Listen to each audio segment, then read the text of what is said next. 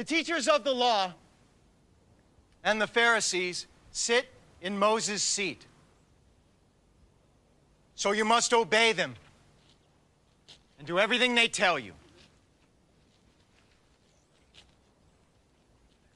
But do not do what they do, for they do not practice what they preach.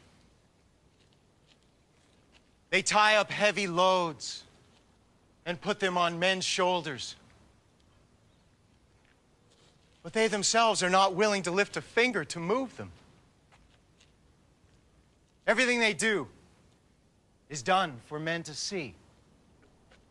They make their phylacteries wide and the tassels on their garments long. They love the place of honor at banquets and the most important seats in the synagogues. They love to be greeted in the marketplaces and to have men call them rabbi. But you are not to be called rabbi, for you have only one master, and you are all brothers. And do not call anyone on earth Father, for you have one Father, and he is in heaven.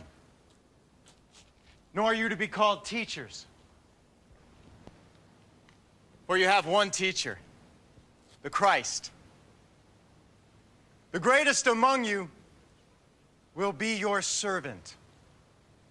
For whoever exalts himself will be humbled, and whoever humbles himself will be exalted.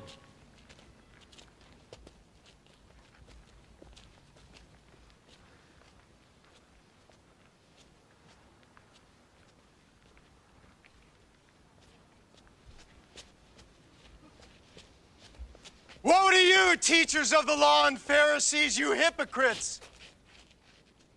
You shut the kingdom of heaven in men's faces. You yourselves do not enter, nor will you let those enter who are trying to. Woe to you, teachers of the law and Pharisees, you hypocrites! You travel over land and sea to win a single convert. And when he becomes one, you make him twice as much a son of hell as you are. Woe to you, blind guides! You say if anyone swears by the temple, it means nothing. But if anyone swears by the gold of the temple, he is bound by his oath. You blind fools! Which is greater, the gold or the temple that makes the gold sacred? You also say, if anyone swears by the altar, it means nothing. But if anyone swears by the gift on it, he is bound by his oath. You blind men, which is greater, the gift or the altar that makes the gift sacred? Therefore, he who swears by the altar swears by it and by everything on it. And he who swears by the temple swears by it and by the one who dwells in it. And he who swears by heaven swears by God's throne and by the one who sits on it.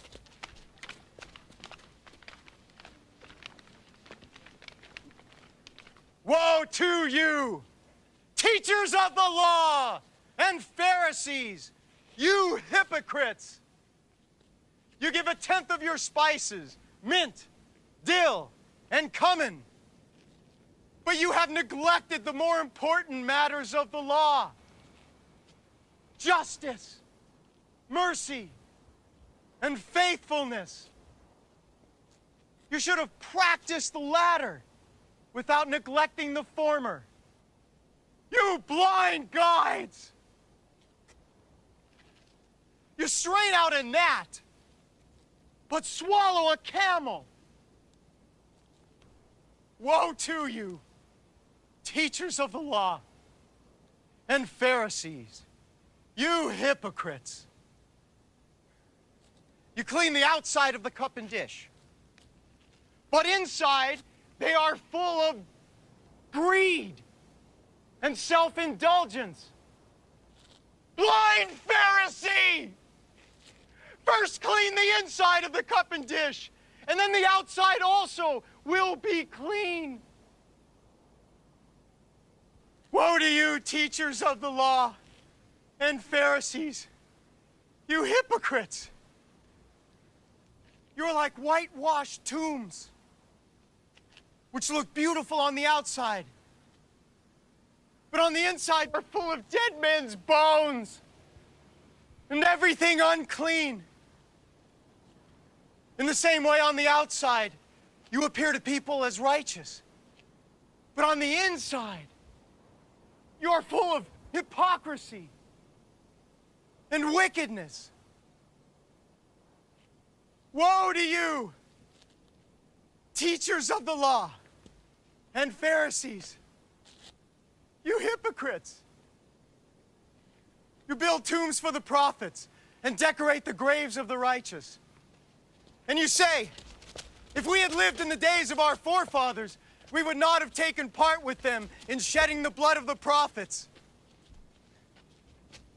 So you testify against yourselves that you are the descendants of those who murdered the prophets. Fill up then the measure of the sin of your forefathers. You snakes!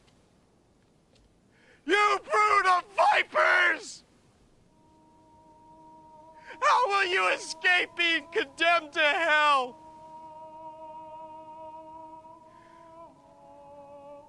Therefore, I am sending you prophets and wise men and teachers.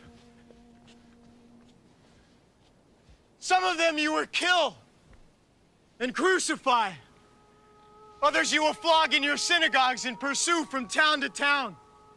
And so, upon you will come all the righteous blood that has been shed on earth, from the blood of righteous Abel to the blood of Zechariah, son of Berechiah, whom you murdered between the temple and the altar.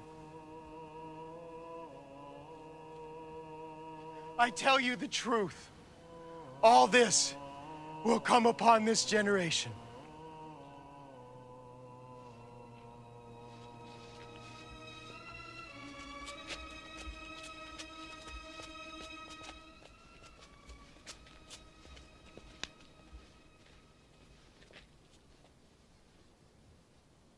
Oh, Jerusalem, Jerusalem,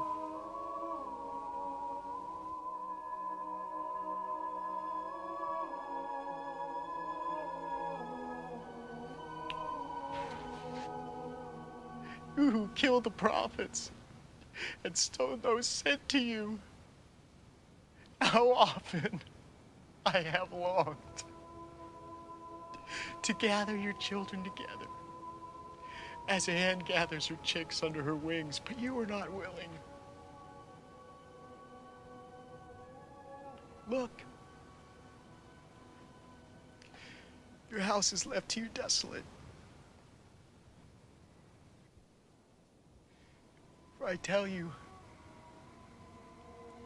you will not see me again until you say, "Blessed is he who comes in the name of the Lord."